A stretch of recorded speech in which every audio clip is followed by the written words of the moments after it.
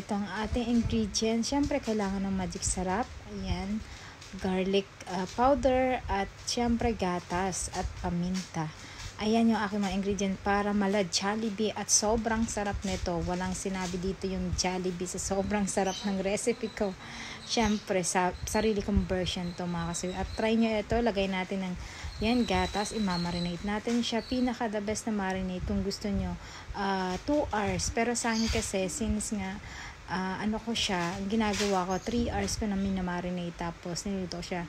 Ayan, lalagyan natin ng garlic powder para mas manuot ang kanyang sarap. So, syempre, yun lang yung ginagawa ko. Tapos, syempre, sabay, paikot-ikutin. Ayan, lamas-lamasin yung chicken. Ayan, hanggang sa kumapit na yung gatas sa chicken at syempre, kumapit na yung lasa niya mga kasawi.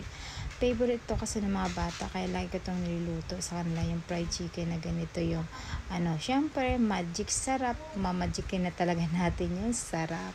So try nyo ito, makakalimutan nyo yung pangalan ninyo kapag natikman nyo itong niluto ko na fried chicken.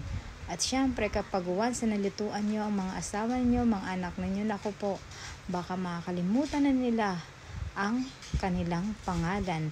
Sobrang sarap ng marinade na to, promise. Try nyo to mga kasawi, abot kayang presyo, tigit sa lahat, sobrang sarap talaga nito. Kaya gustong gusto ito ng mga bata, laging pinapaluto sa akin kasi nga sobrang sarap daw.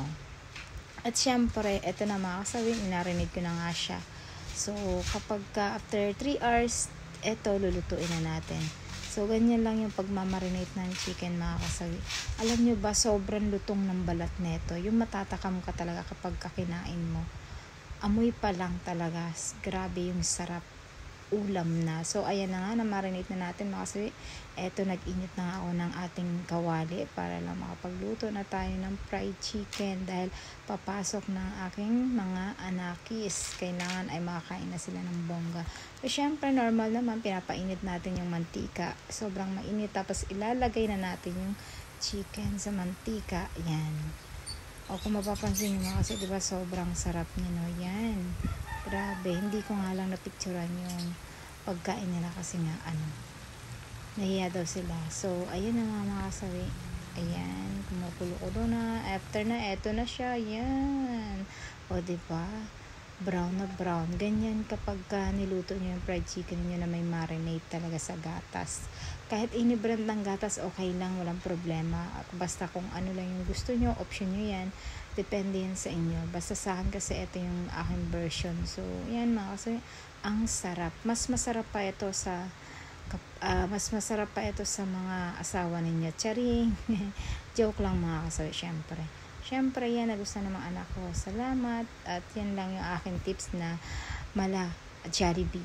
Jollibee ang sarap. O, diba? Bida ang sarap ni adviser ng mga pusong sawi. Bye!